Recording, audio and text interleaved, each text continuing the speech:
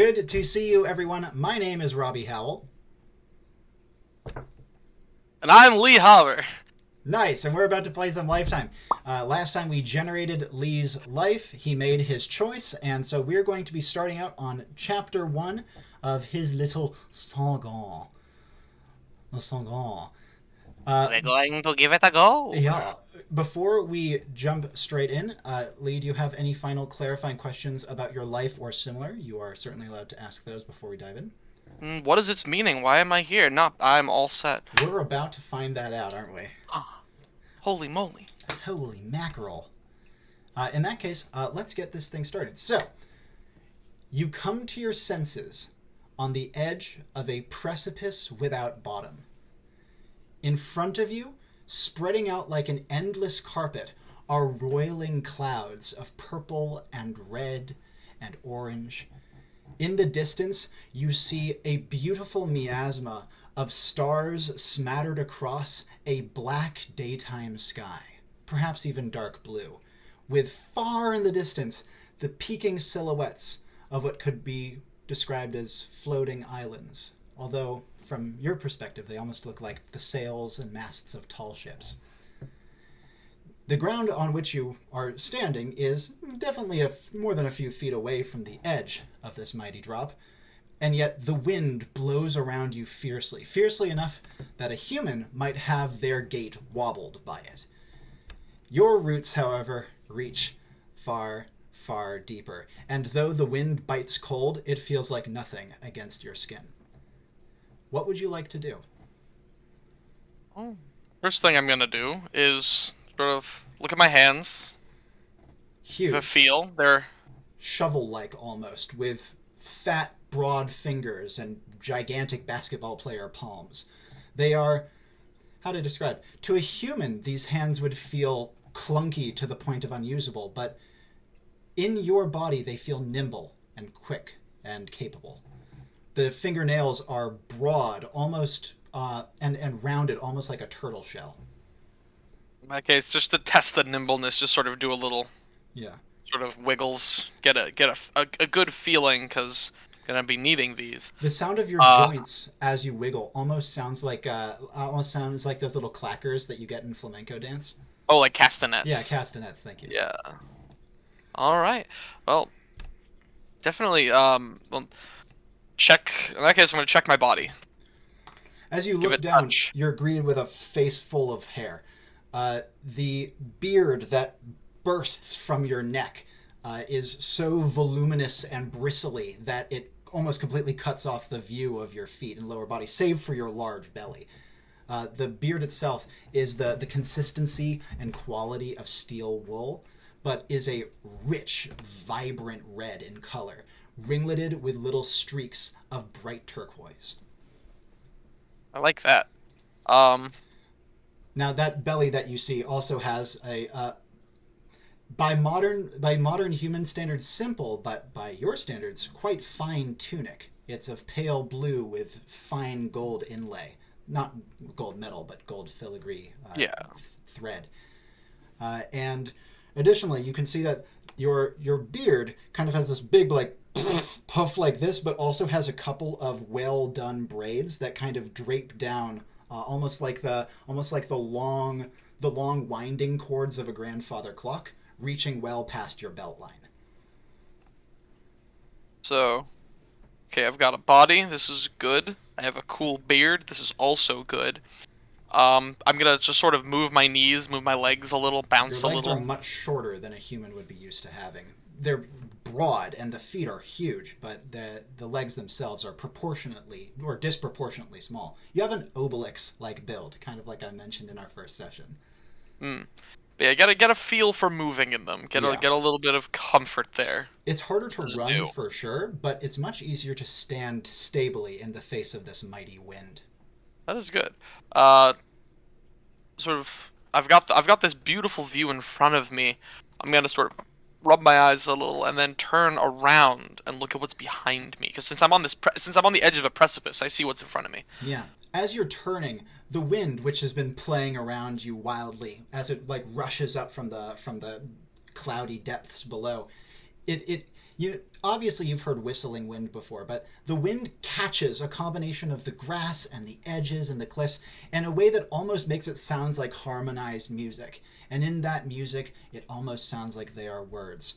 But as you are turning with these windy words playing about your head, behind you, you see fine, if fallow, rolling farmland in your immediate vicinity. There are a couple of low, sloping hills with grasses that are mostly shades of teal and turquoise, as are most of the leaves on the trees. The trees themselves are large, hardy creatures that almost look more like stone crops given to gigantic trunks than they do like evergreens or deciduous like we might have. You also see a couple of strange structures. They almost look like little obelisks that have windmills whirring on them and great well sewn colorful windsocks catching the wind and pulling them in different directions. Each windsock has what almost looks like a tapestry sewn upon it with characters depicted. Oh, that's gorgeous. Uh, so, all right. The I know where sky I. in this direction of the horizon, to note, by the way, is also dark, almost black, even though it is definitely daytime. And there are myriad stars and space dust and planetary bodies strewn across it, more bright even than the sun itself. Okay, so I'm gonna sort of look up at the at this wondrous view and just sort of trace along some of the space dust. Just sort of follow where it goes and look off.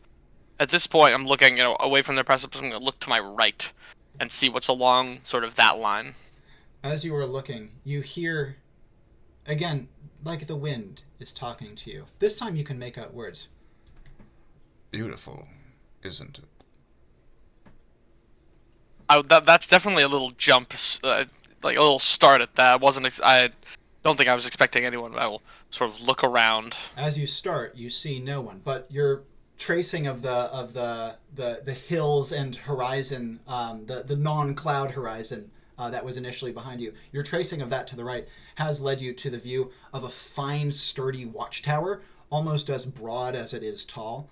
That is standing on a stony cliff that is overlooking the clouds below, as well as having an obvious winding path girded by fine barricades leading up to it from presumably the direction of the fief. Well, since I just heard a voice, I will respond with a little confused, but definitely still responding with a magnificent. And this is also a good time to hear my voice.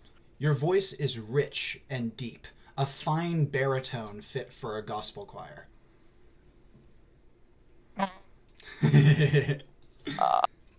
But I will agree with whatever voice this is and continue sort of getting my bearings. So there's fief to the right. There's these giant windmill-like structures ahead of me. Mm-hmm. You can see that these windmill structures are not scattered, but there's a couple of them of different sizes and seeming importance that kind of go right to the edge near where you are and rise up past these rolling hills out of sight. The rolling hills are very low. It would probably take you less than 5 minutes to reach the top of the nearest one. Gotcha. In that case, I'd like to recall where I am because I know, but this body knows where it is. Yes, I'd it hope. does. Well, I don't yet, so I'd like to recall that. as you recall, you feel a sinking sensation within your chest. Dark clouds pass across your memory as you remember a face roaring at you in justified rage. You remember horrific guilt, and you remember contemplating hurling yourself into the abyss below. Well, definitely gonna look over and determine whether or not that would be a true death sentence. As you now look with this in mind, you feel your body shaking with vertigo. There is no bottom that you can see past the roiling clouds, and you can see lightning arcing between them as they dance and crash together like multicolored waves, probably dozens of miles below. With that, I will sort of, as I do that reach, I want to feel that sort of surge of vertigo, stumble back, and land on my cheeks. Yeah. You find that your body, like a drop onto your butt like that would shake a human for the most part, but for you, you barely even feel it. Your body is so robust. As you do so, you hear again in your ear a bitter tone this time, but the same voice. Runs in the family, doesn't it? Does this body know this voice? This body has never heard this voice before in its life and has never heard a voice in its mind before. And you can't see another place where it could be coming from besides your mind itself. I'll ask it what it means by that. How do you want to ask it that? Well, I'll again in my voice, say. You're speaking aloud? Yeah. So speaking aloud, say. What does that mean? Sullen silence, and the wind rises again. This time you hear a different voice. Distant, keening, almost whiny. You just kind of hear back. It's so far off you can't make out the words. Do I know which direction it's from? Yeah, definitely the direction of the hills that you came from. And you now know that you came from that direction. Okay, so I came from the hills. I don't yet trust that voice, especially if I am feeling some sort of righteous guilt. I will sort of look about. What is there something that could hide me? As you look, well, there's the great windmill-like structures, the obelisk things. There's one quite nearby to you.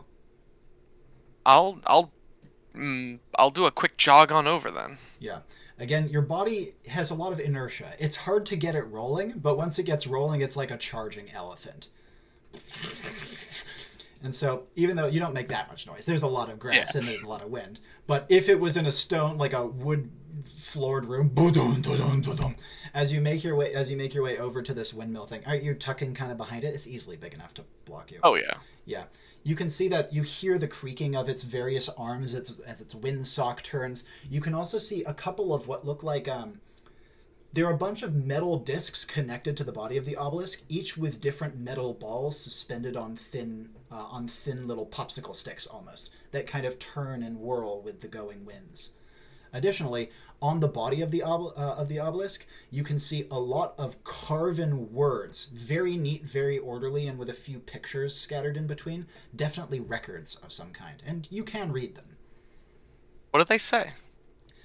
Taking a look at these immediately come to your body as being familiar. They are astrological records, cataloging the movements of planetary bodies, and they are meticulous, calculating almost daily transitions in movement for specific heavenly bodies. Interesting. Well, that is a very interesting mechanism indeed. But yeah, I will, at least for the moment, remain sort of sequestered behind this until I know what's coming towards me. You hear the voice again, not a minute later. This time it's closer, and you can hear it more clearly. Young master! Young master, please! I look out. Trying to still remain somewhat hidden. I don't know how big is my forehead in proportion to where my eyes are. Well, are you gonna actually do a quick? Yeah, I'll give a. Your head. Oh, excuse me. I think I might be about to sneeze. 1 second. Come on. Bless you. Jesus. Okay, thank you. Your head has very different proportions from what you might be normally used to. Your neck is huge. It's almost bigger at the base than your jaw is. Your jaw is also disproportionately huge, and it has like a big protuberant melon, like you might see on a beluga whale's forehead. Your forehead and brain case are actually quite small, and your eyes close together, your nose large and tomato-like. So the distance here is proportionate to your size, actually almost half what it would feel like on a person. Very strange. As you peek around, you can see a quadrupedal figure that you recognize. Normally it would be bipedal. It's wearing fine clothing. It's slinky, orange dappled with black, reptilian in nature. Big expressive eyes that are currently scanning the horizon frantically. I I will I will step out then. Just a little cautiously, sort of somewhat sheepishly. Sort of shoulders in. As you step out, the creature whips its head towards you, and its face almost becomes a mask as it says, Oh, thank goodness. I could never have lived with myself if something had happened to you. Please, please come to me. Come to me. I must tend to see if you have, but... He's come rushing over and has grabbed your lapels. His small, dexterous hands go whipping across your face for a moment. And he says, No injuries. he almost faints in front of you. I will definitely sort of if he's almost faint, I'll sort of like Yeah. help to maintain He is balance. so lightweight to your massive arms as to almost feel like not even being there. He shakes his head and he says, Please, please do not do anything drastic, young master. I look. Can I recall? Do I recall any? As this is being said, there's definitely been some upset. Do I recall why I ran? yes, absolutely. You remember it vividly. A crime. A heinous crime. A moment of rage and something you didn't wholly understand leading to immediate and vicious death. You can see the face, the powerful, proud face of a much older Ringbeard than you. He had just said something cruel, true, but cruel, and the truth was what made it sting. And as he turned, you remember you said something. Something that you said in rage and hurt pride. And you remember seeing his body crumble away to nothing as though it were made of glass. And then another shift, and you remember that same face, twisted in righteous anger, telling you that you need to be shameful, that you need to be ashamed of yourself, and that you need to atone. It's a blur besides that, but the details are starting to come back. That's enough details to work with. I'm definitely going to. Do I recall this being's name that is in front of me? Minkus. He is your butler, for want of a better term, or perhaps a better term could be retainer. Taking notes. I will say in my not my voice, but my voice. Nothing's happened to me yet, but I'm very glad. I don't I'm know very what. glad that you have kept a level head, sir. But I don't know what to do. I understand. Well, I don't understand. I wish I understood. I wish I could help in some possible way, but these are Ringbeard matters. These are Ringbeard matters, and young master... I know I am not supposed to know well of the secrets that you keep with your father, but you must... The indiscretion you occasionally show with your secretive gifts parallels on idiocy at times. I'm sorry, I should not scold you. You have been scolded enough. Please forgive me. You were forgiven. I believe that I believe that right now, it is best if I do not act upon rage or shame, as I worry perhaps that might lead to more problems.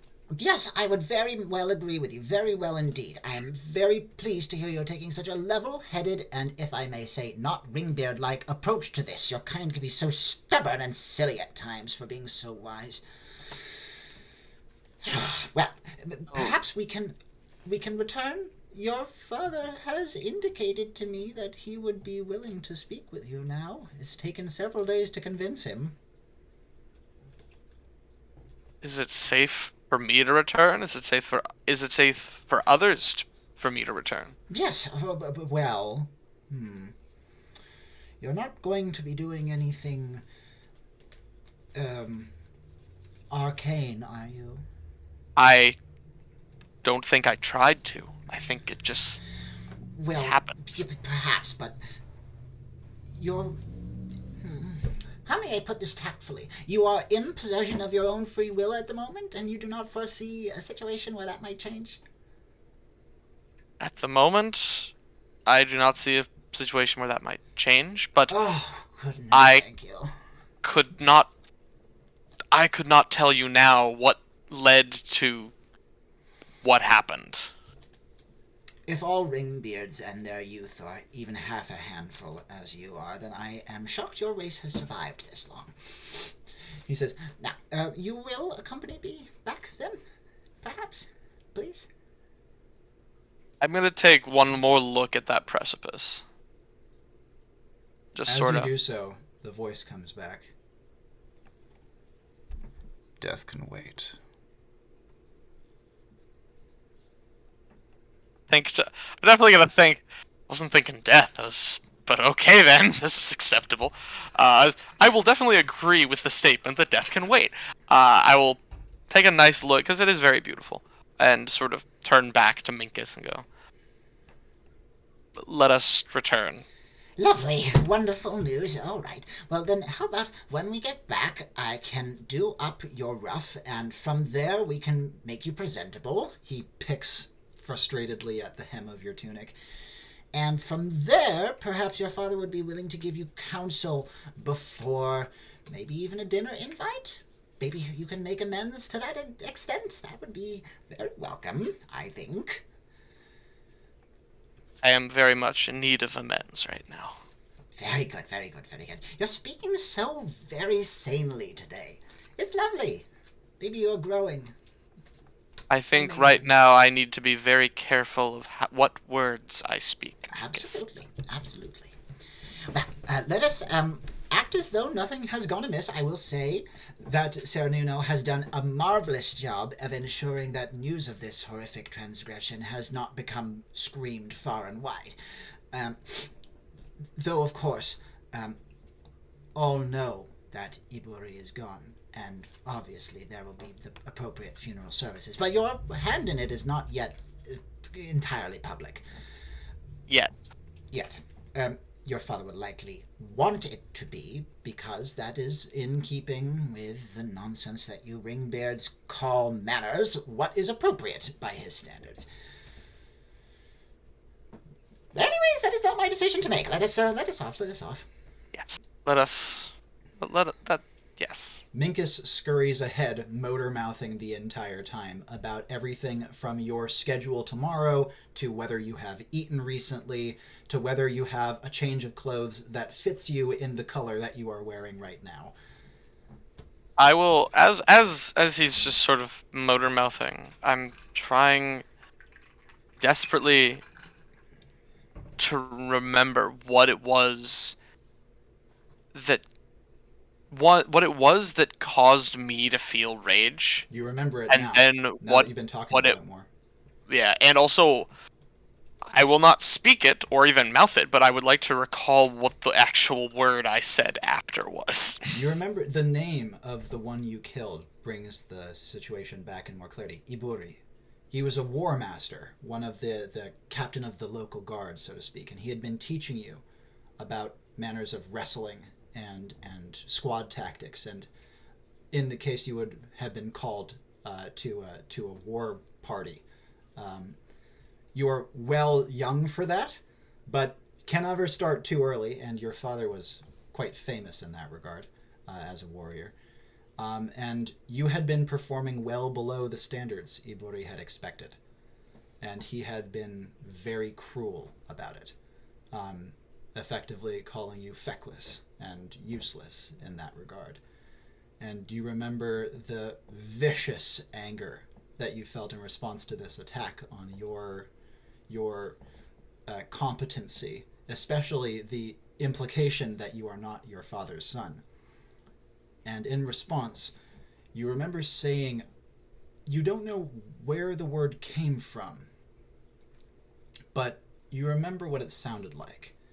It sounded like ma. Nothing more or less than that. Ma. Said with the right intention. Said in the right cadence. Said in the right headspace.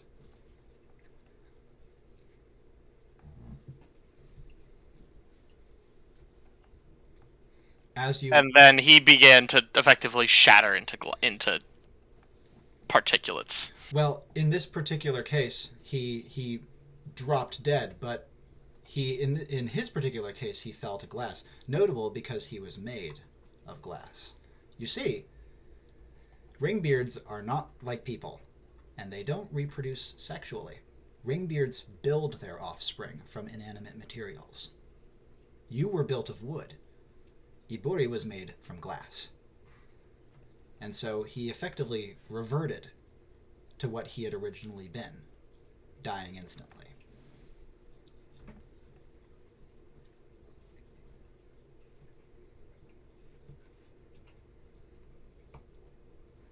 Now, as you walk with Minkus, you cross up to the peak of the near low rolling hills that were the only thing you could see inland from the drop-off. From here, you get a much better picture of the locale.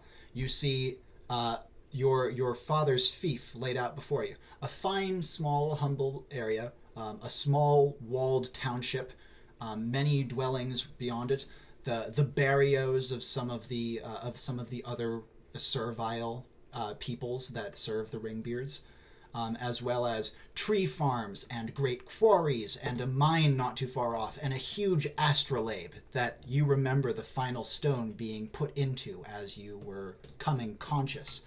Ringbeards have almost perfect memory, and you can remember what it felt like to be born, so to speak. Interesting. Definitely taking all this in, trying to... At the moment, it's all very grand, but I'm also... There's still an element of nervousness. I'm sort of going to be looking about. Yeah. Seeing if anyone else is looking at me. A good number of folk are looking at you, though in this case not too many Ringbeards. You don't see many of them out this far afield. These are mostly the gathering areas. Ringbeards do not eat normal food like humans would eat. They eat mostly inanimate materials. Woods, stones, etc., normally in congruence with the material they were made from. But their servile peoples do need to eat normal organic style food, and so there are fields for those, and you can see some of these servile peoples. And I call them servile not because they are only servile, but in any Ringbeard colony, these peoples will exist in a lower caste to the Ringbeards themselves. You can see more of the skink-like folk of what Minkus is, long and somewhat twitchy and dexterous and quick. You see kind of burly, fur-covered creatures with Furby-like beaks and big bat ears. They seem to be doing a lot of the gathering of wheat crops and similar. And you also see a number of what look like, how to describe this? Imagine like a silver dinner plate with little Kirby arms and legs. You see a couple of those that kind of tag along behind some of the larger work teams. As you get closer to the city, you spy a couple of Ringbeards working in private workshops, or honing their skills in a craft outdoors, or or in some cases airing out their clothing, or mending damage that was sustained to their homes or to their possessions.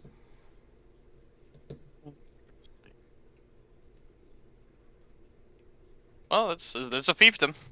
Absolutely is. And while it's bustling, it's certainly not big. It's a small enough place that you know the names of every Ringbeard here, as well as the names of almost every single one of the serfs.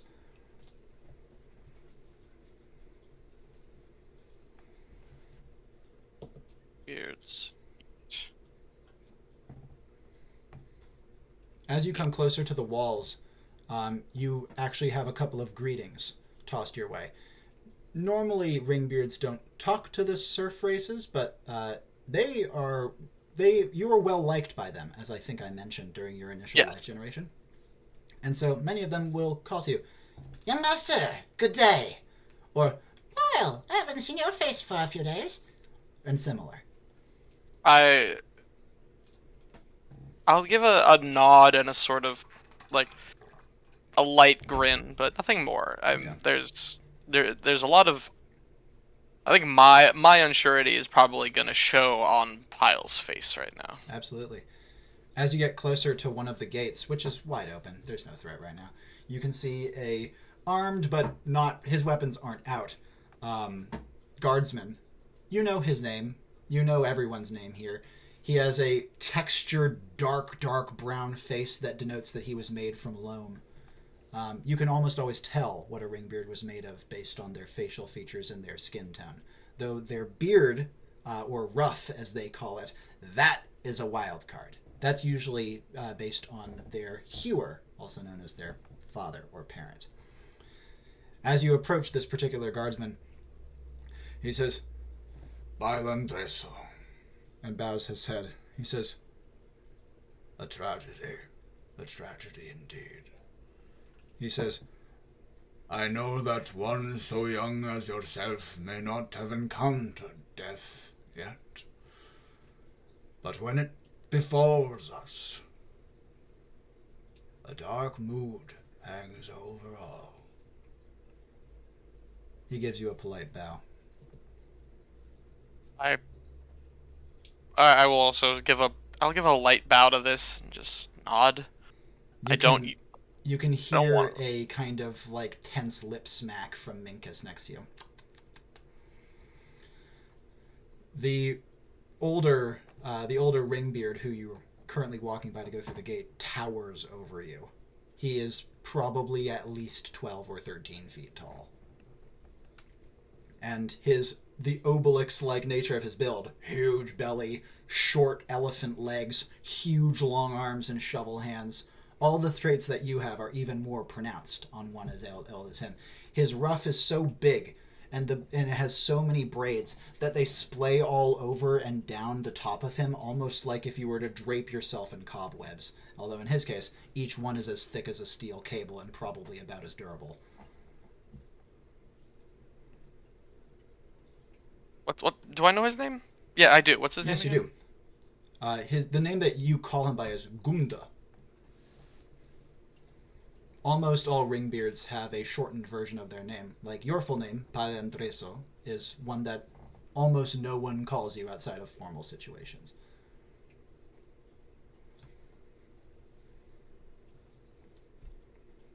Alright. Yep, cool. I will continue on with Minkus. And I will I will consider what was said of the sort of dour mood. And I will use that to inform my future actions. As you walk into the walled area, the architecture of Ringbeard society blooms out in front of you. Their buildings are fine and huge, with a simple and functional nature, and also well integrated into the ruins upon which you know this fief to have been built. These ruins are of an entirely different style, weirdly angular, and of made of a almost something between a stone and a metal that has an odd purplish hue no matter the time of day, though it always looks black when you look at it directly. In the middle of town, there is a long needle-like spire with a gigantic orb perched at the top, an orb that would probably be the size of a water tower's canister. But even though it's perched on such a precise point, you have never known it to move or any single ringbeard to ever fear it moving. Your father's keep is built pretty much directly underneath it, with this kind of blooming out of the center like a sacred tree in a courtyard. I like that thing. That's a cool thing. You hear a couple more hellos from servants and staff as you enter into the keep. You were saying? Yeah, no, I'll definitely do a little recall. How much time has Pyle spent sort of pondering this thing, if any? 2 days. No, I mean the spire with the... Oh, pardon. I thought you meant since you've been pondering this whole situation. Oh, no. Pardon. So this particular spire, you remember looking up at it within days of your creation. And considering the balance and the spindliness of this spear, this needle point that keeps this gigantic sphere aloft. Oh, I hope it doesn't break. I like that. Quite. But I will address the any servants who say hello to me again. Just a light hi. How are you? Yeah, exactly. Smiles, curt nods, approving looks in return, almost universally. And after a quick turn here, a staircase there, you find yourself in a small, well-lit room, small for, a ringbeard, that contains 3 individuals. It contains your father, massive and broad-shouldered, hunched over a heavy stone table as he dictates notes. You see another of the skink-like creatures next to him. You know this one well. He's been around since you were born, scribbling down notes. And you also see one of those small kind of dinner plate Kirby things that is kind of serenely bouncing to and fro next to the door with what looks like a little gong in its hand. These little creatures, which, I mean, you grew up around them. You know a lot about these things. They're called Englibi, or at least that's what ringbeards call them. Cannot talk and seem to only be affected by gravity in mild ways. Whenever they jump or dance, they kind of float gently through the air. You've never known one to ever express displeasure, and they are extremely obedient, even if they can only talk in indecipherable chiming. Okay, hold on. Englibi speak in indecipherable. Spell that later. Chiming. And you said gravity sort of doesn't affect them. Yeah, whenever they walk or hop, it's almost like they take 4 or 5 times longer to touch back down than you would otherwise.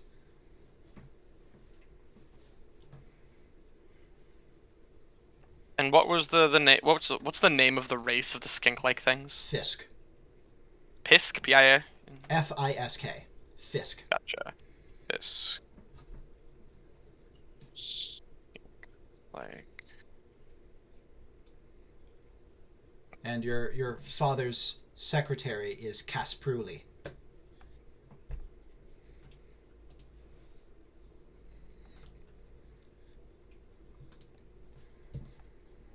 As you enter into the room, Minkus comes to a smart halt, gives a little.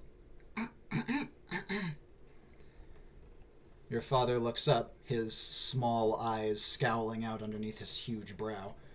And Minkus does a quick series of elegant steps that you know to be a very formal bow. He ends with a bob of his head, his recumbent body able to duck so low that he can almost lay flat on the ground while still on his feet, before bobbing back up and saying, Master Cernunno, I have returned alongside your fine Hewling. He wishes to speak to you. Internally, I think, didn't he say that that dad wanted to speak to me? Indeed. Cernunno. I'd also know how to refer to him, not as father, but as Hewer. Hewer, okay. Exactly. And Cernunno looks for a moment. He catches your eye and fixes you with what I could only describe as a ringbeard stare, where they can freeze every muscle in their body and just completely in with their eyes. And without breaking eye contact, he says, I appreciate you doing so, Minkus. You are dismissed. Minkus says, Yes, master. and as he goes to scuttle away, he grits out to you, Please keep your head. Cernunno's secretary also scuttles from the room, though the Englibi continues to hop ambiently next to you, looking happy with itself. I love these. I want to throw one. I want to just yank, suffer. Just see it float and then will eventually land. Just. Yeah. But I will. As Do the I two know? Fisk leave the room. Pardon? Is there a formal way that I would greet my hewer? Do I know Oh, this? absolutely. What you do is Cool. there's a number of greetings. Ringbeard Society is very formal. The one that is likely most appropriate, tell me if you want a different one, would be to gather up your beard in your hands and offer it to him. It is a sign of contrition and respect. Yeah, I think right now I kind of need to curry favor because it kind of sounds like the world's angry at me. So I'll definitely, a little awkwardly and a little, like, definitely eyes down and even sort of more, like, inflated as I'm not sure what the fuck is going on, but I also feel like Pyle would Yeah. want to act in a way that is, you know, semi-obedient, to not make it matters worse, which I don't want to do right now. So I'm going to present. He doesn't take it, and you know that when he takes it, it means he accepts the apology, and so you may have to stand there holding it for a little while. But That's okay. while I will you, hold it. as you offer it, he says, And where were you skulking? Do I know what the windmill things were called? There isn't Do they really have a name? there isn't really a great name for them. A good one you could use would be the Heaven Towers. That's something that you've heard people call them before. Okay, I will. And in that case, I'll say, by the Heaven Towers, uh, they help calm me. And I don't know if has they- your contemplation brought you to any beneficial conclusions? Definitely gonna shrink at that a little. And other than that, I've made a grave error. No. An error. I can't go as deep as he can, but his voice goes so low you feel the ground vibrate. Imagine my voice like an Like octave or two low. subwoof it. Just subwoofing. He says, An error indeed. What possibly could have possessed you to unleash your talents in this way? To make them public? To kill with them? One of my dearest friends, no less. I am ashamed to have hewn you, Pyle. That'll make me a little grumpy. But I will try very hard to sort of, since I've got my beard sort of, presented, I'm using its, like, push to sort of not hide my mouth, not my Yeah. eyes. And I'll respond and say, I didn't try to. It just happened. And you allowed it to happen. And I recall that I do recall that my celestial tongue is, it's the big no. "Oh, your celestial tongue is. It is first of all from an unidentified celestial body, which is already very, very unusual, and it is one of the only other people who knows about your celestial tongue is the fief Astromancer, and when he heard you speak the tongue, all you know is that he became so scared as to tell your father, you must keep this secret. And ringbeards don't get scared easily.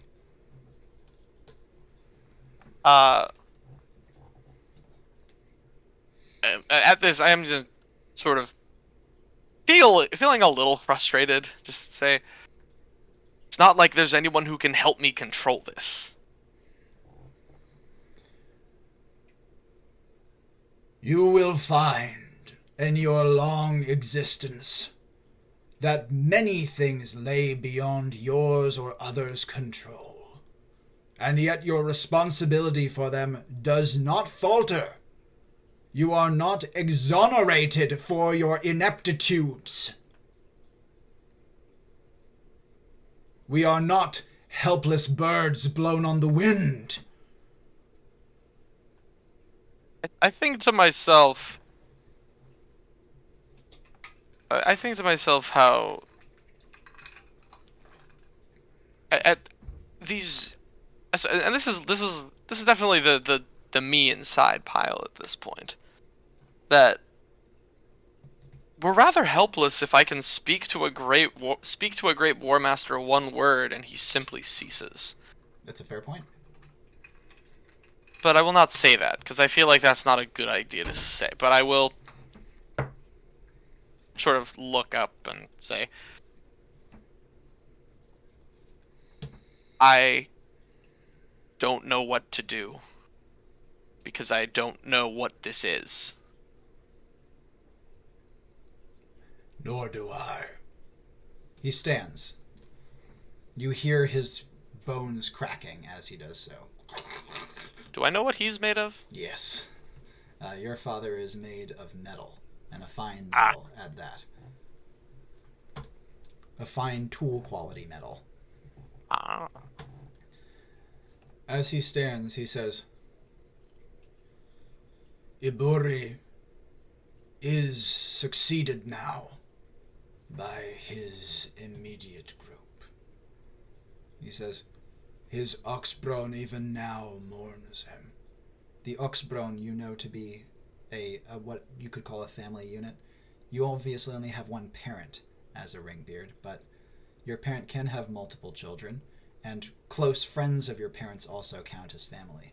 This unit is called the Oxbron. He says, You know well the steps and efforts and pains I have taken to retain your secret. It is as much mine as yours, as much my penalty to carry as it is yours to bear. And yet we cannot allow those poor folk to mourn unknowing, to wonder why their beloved Iburi was taken from them. Pyle, you must admit your role. Not the details, of course, no, but your role. You must beg their forgiveness and accept what they demand of you. I do not want this to evolve into a feud. And I do not want to go to my end knowing that it was under my watch that my friend was killed, and my son did it. Internally, I'll just think to myself, well, unfortunately, there's nothing that can change that, because that is what happened. So, unfortunately, like, can't always get what you want is playing inside my brain. Mhm. But this does make sense. Which I'll say. Then what do I say? What farce do I produce to not reveal that it, reveal how it happened? That I cannot answer. I know not what will be the most plausible.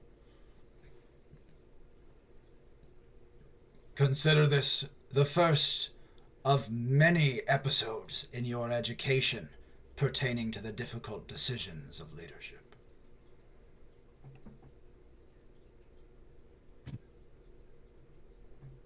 Still holding beard.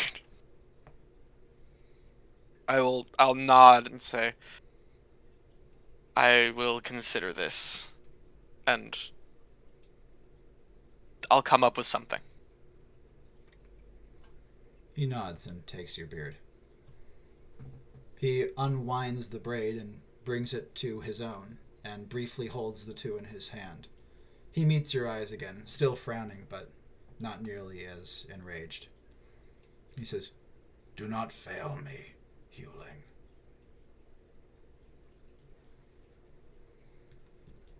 I will not say that I won't. I won't say that because that's a foolish concept. I will just sort of I'll just nod in understanding. You hear him creaking as he sits back down, and a little grunt as he finishes. His massive body smashes into the chair as he sits. The chair, of course, in this case, is pretty much a stone block. Not many other things can sustain the weight of a ringbeard, especially one made of metal. Oh yeah, he's a chunker. If I'm made of wood, do I float in water? You do. You're also very lightweight for a ringbeard and considered extremely agile. And you're Yay. made of a particularly light type of wood, I should also add. That does mess with my durability though. It does. You are still massively durable, but far, far less than the average ringbeard. Whereas your father is not only disgustingly durable, but stinks like a stone and is also very immobile.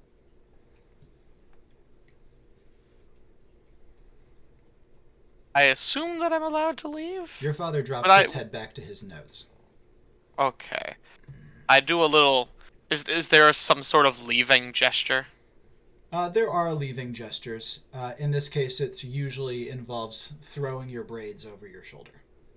I will throw my braids over my shoulder and make my way out. As you walk outside, you can see Minkus inexpertly hiding himself behind a tapestry a little ways down the corridor. I will pretend not to notice. As you do And, so, he scuttles out yeah. behind, and he says, Young master, was there success found? Did you keep your head? Was he very angry or slightly less angry? Well, my head's still with me. That is a plus. That is a plus. Your drop intact. We enjoy these. But for how long? I don't know, Minkus. I don't know what's happening. There's a lot of unsureness in the future, and a lot that I'm going to have to deal with that I don't think I'm ready for. Oh yes. Oh But yes. that's... Did your father invite you to dinner? No. Curses. Perhaps we leave it another day or two before attempting that step then. I think that might be the least of my worries right now. Truly? Truly? Yeah, Oh, quite. my. You know, perhaps, he winces. Perhaps it could be settled through some sort of, middleman tribute? If you have an idea, by all means, I'm 2 ears. Do I have ears? Hold on, do I have ears? You do. You have huge, droopy ears. The earlobes Right. almost reach your shoulders. Cool, in that case, I have 2 ears. Well, You do know that the great stone table is. not entirely foreign to. He doesn't complete the sentence, but you know where he's going with it. The great stone table is an ancestral dueling ground, and he was about to say it's not foreign to the blood of those besides the Ringbeards.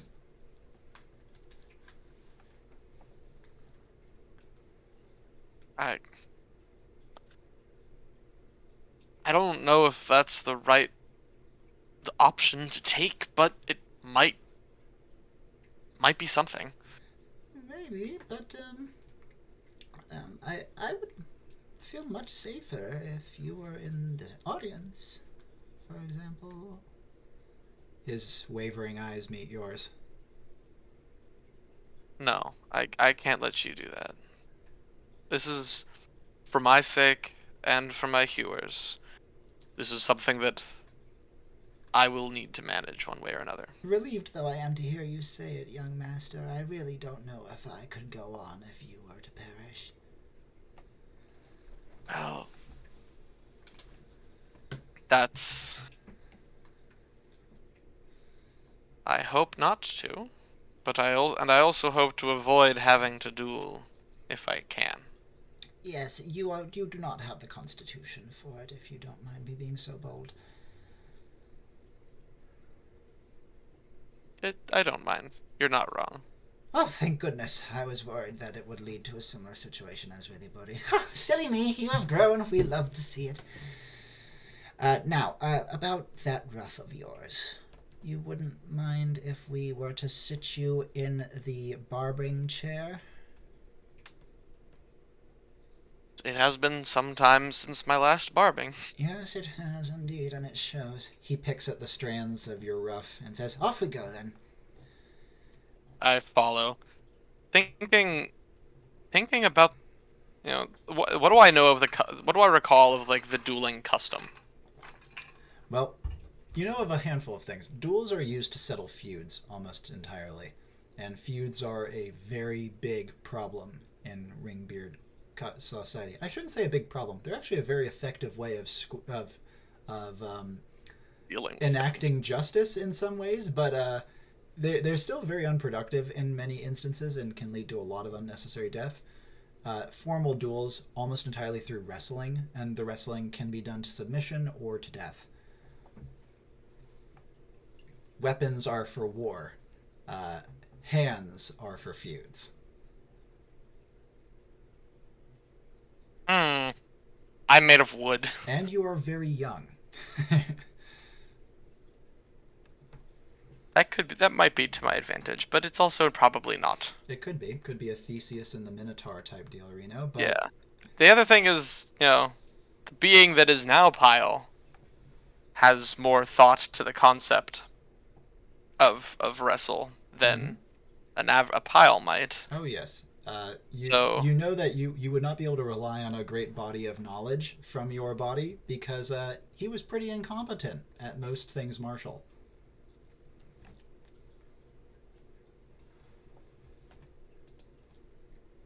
perhaps that can change, but not in the short term. Quite. On that note, So I think we're going to end the chapter for today. works for me. Excellent. And next time we will lead in to the immediate evening procedures following the interaction with Cernunno. Likely time skip through the barbing session, but that depends on your Yeah. preferences. We could time skip through the barbing probably. Before we sign off, I'd love to hear kind of a summary of your thoughts on how your life is going so far. Like, just to the audience, what uncertainties do you have? What plans do you have? And what sort of things are particularly grabbing at your interest? Well, at the moment, my uncertainties are sort of are tiptoeing around the cultural barriers that have been presented, and the fact that, I'm gonna have to deal with some angry ringbeards, and tell them that I caused someone of great strength to die, without revealing that I am a danger to society, which I might and am be, but definitely, I definitely think that Pyle's nimbleness and dexterity are definitely going to be very good strength here if he has to come to blows, which I doubt, but we shall see. And I think that I'm going to have to find a way to pressure this voice in my head more. Hmm. And other than that, I think because no one's going to try to teach me whatever this celestial tongue is, I'm going to have to teach myself. Hmm. Which is going to possibly be very dangerous. And I'm Quite. probably going to need to do it out of sight of others. And maybe not even out of sight, but anything that I do, I might even need to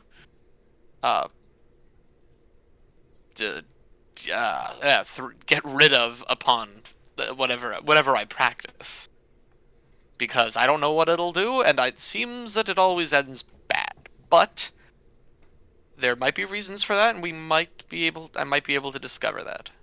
Absolutely, that's a great summary. Any other final things to share before we sign off? Minkus is weird. Indeed. Like, and the little what are they called The again? Angelibi? Yeah, the Igglybi. Oh, they're great. I want like 10 of them just in a room. Absolutely, full of chiming. Oh Well, yeah. if you guys have enjoyed this episode, we'd love to hear your thoughts down in the comments. What sort of questions do you have about Lee's life? What ideas and suggestions might you have? No guarantee any will be taken, but backseat driving is absolutely encouraged. We will also be linking a complete glossary for the things that have been discussed in this episode, as well as some other details about Lee's life in the description, in case you'd like to follow along or check in on things that we establish along the way. As always, my name has been Robbie Howell. My name is Lee Haber. And ciao for now, everyone.